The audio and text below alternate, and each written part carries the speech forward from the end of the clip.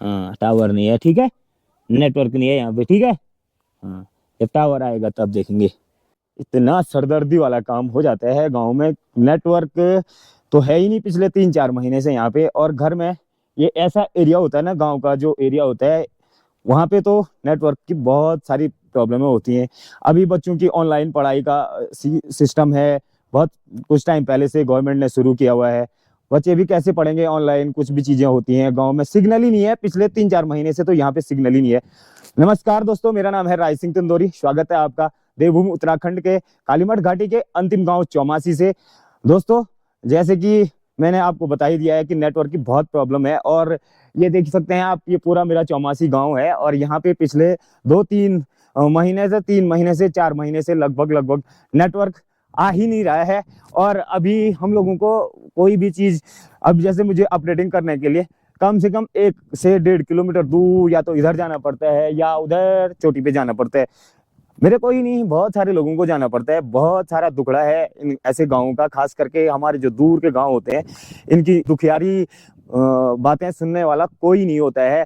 और जैसे हम दूरस्थ क्षेत्रों में रहते हैं ना, तो यहाँ पे दिखने में ये बहुत सुंदर है और लगता है, बाहर से लगता है कि यहाँ आके तो सुकून मिलता है बहुत ज्यादा। वैसे मिलता तो बहुत सुकून है, मगर जो आधुनिकता है ना, इस आधुनिकता की दौड़ में कहीं ना कहीं इन ऐसे दूरस्थ क्षेत्रों की अनदेखी होती आई है और आज भी होती आ रही है। 5G 6G पे चला गया है जमाना, और अभी यहाँ पे 4G और 2G 3G भी ढंग से नहीं चलता है। और कॉल करने के लिए कोई इमरजेंसी होती है, बहुत सारी चीजें होती हैं, तो काफी दूर जाना पड़ता है बात करने के लिए। एयरटेल कंपनी का नेटवर्क तो बिल्कुल ही खत्म हो गया है। पहले एयरटेल ने अच्छी सुविधा दे रखी थी यहाँ पे। उसके बाद BSNL का कभी कभी नेटवर्क आता है, मगर वो ऐसे आता है कि बस आधा घंटे के लिए आएगा और फिर उसके बाद 2 घंटे तक चला जाएगा। वोडाफोन का तो पूछो ही मत, वो तो कहीं दिखता ही नहीं है। फिर जियो कभी कभार कहीं पे आता है। बाकी तो ऐसे गहरी गहरी जगह जो होती है ना, जैसे ऊपर पहाड़ी एरियो में, तो ऐसे होता है, पहाड़ होता है, पहाड़ की इधर साइड से इधर तक आएगा, इसमें आएगा नेटवर्क, इधर को तो गायब हो जाता है। तो ऐसी प्रॉब्लम हम लोग भी झेलते हैं यहाँ पे। और एक हमारा कालीमठ घाटी में लगभग एयरटेल के 2000 से ऊपर उपभोक्ता हैं, और हमारे ही गांव में लगभग 200 उपभोक्ता हैं एयरटेल के। और सबको मजबूर होना पड़ रहा है अब अपने सिमों को बदलने के लिए। बदलेंगे भी किसमें, जब नेटवर्क की किसी भी कंपनी के यहाँ पे नेटवर्क ढंग से आते नहीं है, तो कर भी क्या सकते हैं हम लोग। मगर मजबूरी में जीने के लिए हम लोग आज भी मजबूर हैं यहाँ पे। इस 5G के वाले जमाने में भी इंटरनेट से काफी दूर है और काफी मजबूर है। जैसे कि साथियों, अभी मैंने आप लोगों को बताया, नेटवर्क की बहुत सारी दिक्कतों का सामना हमारे गांव को और हमारी पूरी कालीमठ वैली को करना पड़ रहा है।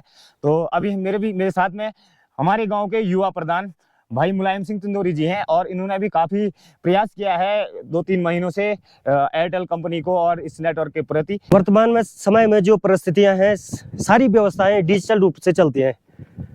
और जिस प्रकार से हर व्यवस्था, चाहे आपके सोशल मीडिया हो, चाहे जो सामाजिक कार्य हो, चाहे कोई सरकारी कार्य हो, हर प्रकार सोशल मीडिया पे चलता है। तो इसमें नेटवर्क की अहम भूमिका रहती है। लेकिन वर्तमान में हमारी कालीमठ घाटी की स्थिति इस प्रकार से बनी हुई है कि लगभग 2-2.5 महीने से नेटवर्क किसी भी प्राइवेट एजेंसी का ढंग से नहीं चल पा रहा है। जो वर्तमान समय में जो BSNL है, चाहे एयरटेल है, चाहे आइडिया, जियो है, किसी भी प्रकार से अच्छी सेवा नहीं दे पा रहे हैं। तो लगभग हमारे क्षेत्र में 7000 से 8000 कनेक्शन है, जो पूर्ण रूप से बैकआउट लोगों का करेंगे, इन प्राइवेट एजेंसियों का करेंगे। क्योंकि जब मुख्य कार्य होते हैं तो नेटवर्क नहीं आ पाता, तो बड़ी परेशानियों का सामना हम लोगों को करना पड़ता है। क्योंकि यह सीमांत गाँव है। आपने पिछले कई सोशल मीडिया पे देखा होगा कि जिस प्रकार 2013 की आपदा आई, तो कई लोग केदारनाथ से हमारे खामबुग्याल होते हुए चौमासी गांव पहुंचे। उसमें कई पुलिस विभाग के लोग थे, वन क्षेत्र विभाग के लोग थे। तो बहुत सारे लोग ने अपने जीवन इस रास्ते से बचाया। उसके बाद जो कर्नल कोटियाल जी यहाँ आए थे अगस्त 2013 में, तो उन्होंने केदारनाथ पुनः निर्माण का कार्य भी इसी रास्ते से किया है। और उसके बाद कई राजनीतिकरण के कारण वो यह रास्ता नहीं बन पाया है। केवल उस समय फॉरेस्ट विभाग द्वारा थोड़ा खड़िंजा मार्ग लगवाया गया था। उसके बाद सरकार ने कोई पहल नहीं की। वर्तमान में जो परिस्थितियां केदारनाथ और गौरीकुंड के बीच बनी हुई है, अगर इस प्रकार से चली तो लोग की व्यवस्था नहीं हो पाएगी, यात्रियों की व्यवस्था नहीं हो पाएगी। यदि अगर हमारे यहाँ से भी कोई रास्ता बनता है, नेटवर्क सुविधाएं होती है, हर प्रकार की जो यातायात सुविधाएं होती हैं, तो विशेषकर नहीं कर पाए, क्योंकि लोग केवल क्षेत्रवाद और ये सारे चीज़ों पर ज़्यादा ध्यान है, राजनीति पर ज़्यादा ध्यान है। आजकल बहुचर्चित हमारी जो सोनप्रयाग और कालीमठ जो 2 लेन टनल है, तो उसके बारे में भी राजनीतिकरण हुआ है। पिछली जनवरी में जब जिला अधिकारी महोदय मयूर दीक्षित साहब चौमासी आए थे, उसके बाद वो लास्ट निप्तर गांव हमारा जो मोहल्ला है उसमें भी गए थे। तो वो टनल की जो सर्वे हुई थी, जिसमें एनएच के अधिकारी लोग यहाँ आए थे और साथ में मैं भी था और बहुत सारे जनप्रतिनिधि लोग थे। हम सोनप्रयाग भी गए और सर्वे की गई, जो हवाई सर्वेक्षण हुआ था उसमें भी फाइनल पॉइंट जाल मल्ला से और चौमासी आया था। लेकिन इसकी यह भी लगभग राजनीति की भेंट चढ़ रहा है, क्योंकि अब वर्तमान में जो प्रपोजल है वो तो लगभग हमारा चौमासी तो केदारनाथ के बराबर दिखाया गया है। वो मैंने भी कल सोशल मीडिया पे कोई पत्राचार के माध्यम से भी भेजा है। इस प्रकार से जो क्षेत्र के साथ और पूरे वैली के साथ जो क्षेत्रवाद हो रहा है, जो राजनीतिकरण हो रहा है, तो इस पर हम एकदम नाखुश हैं। हो सके तो जनता एकमत होकर अगले चुनावों का विरोध भी कर सकती है। इसी के साथ अगर लोग इस पर पहल करते हैं तो हमारे लिए एक सकारात्मक बात हो जाएगी।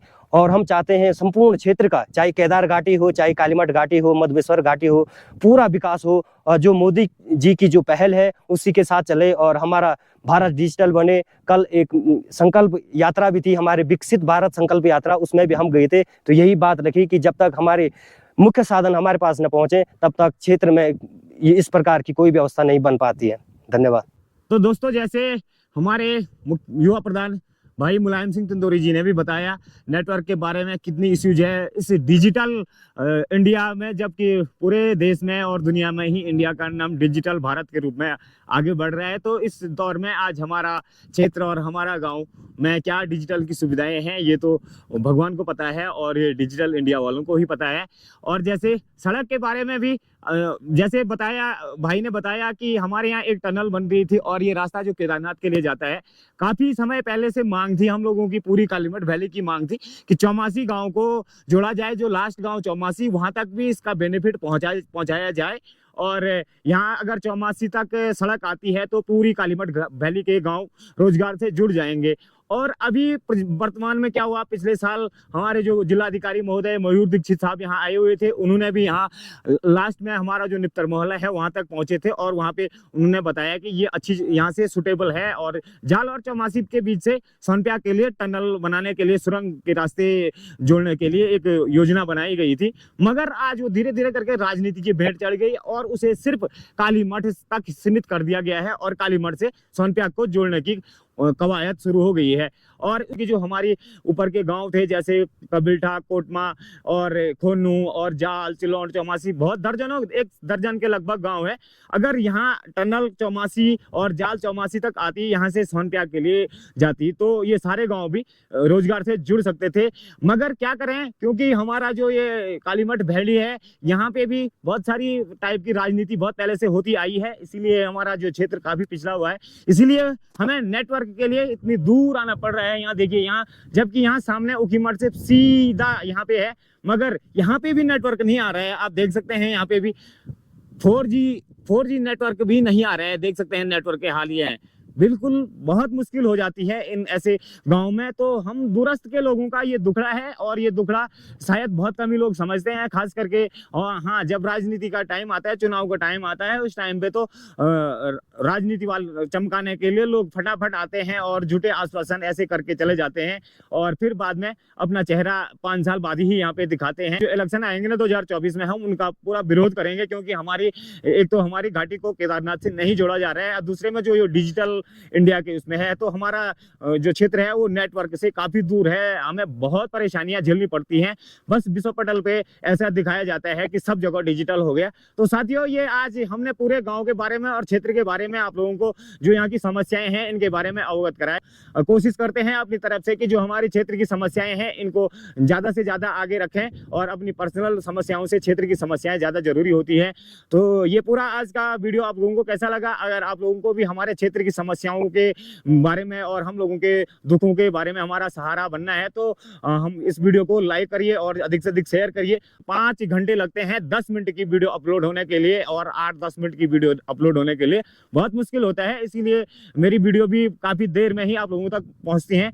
तो इस आज के वीडियो में इतना ही, आज के अपडेट में इतना ही। तो मिलते हैं आपको कल एक और नई वीडियो के साथ। तब तक के लिए आप सभी को जय बाबा केदार।